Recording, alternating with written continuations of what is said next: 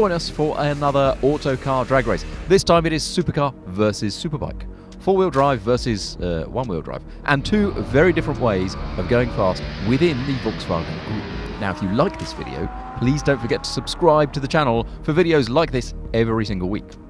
The Panigale V4 is the fastest mass-production Ducati in the current range, and it marks the significant switch from a V twin-cylindered engine to a V4, effectively to make a better racing bike.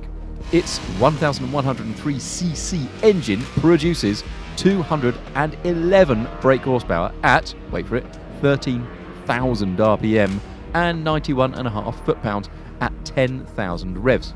It comes with fully adjustable front and rear suspension with a single-sided aluminium swing arm at the back, and it wears Pirelli Diablo Supercorsa SPs as standard. They tell me they're good.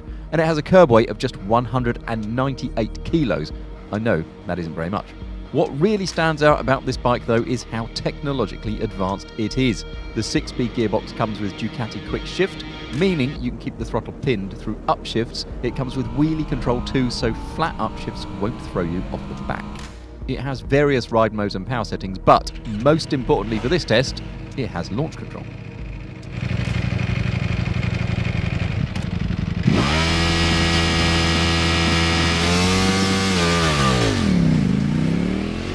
This V4 is not the V4S. The S would be 3 kilograms lighter, but we've gone for what you would call the standard model in each manufacturer's range. So likewise, we have an Audi R8 V10 and not the V10 Plus. So in this form, it develops 540 brake horsepower at 7,800 revs and 398 foot-pounds at 6,500 from its 5.2 litre V10.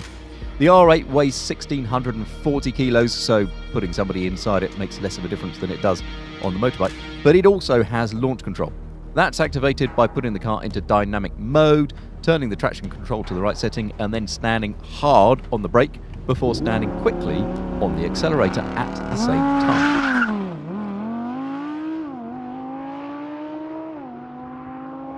So here it goes.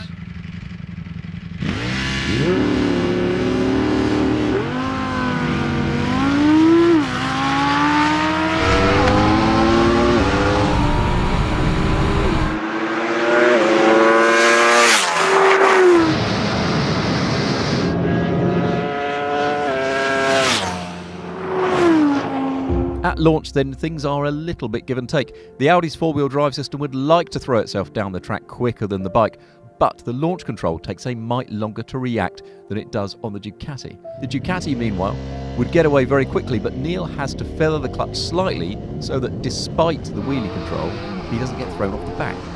And once the Panigale hooks up, it is a comprehensive victory for the motorcycle. And so to the times.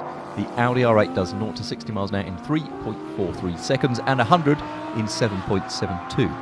It breaks the standing quarter-mile mark at 11.5 seconds at 126.6 miles an hour and a standing half-mile in 18.3 seconds at 150.4, which is quick, but not as quick as the Ducati, which goes from 0 to 60 in 3.28 seconds. It gets to 100 miles an hour in 6.3 seconds. That's almost a second and a half faster than the R8.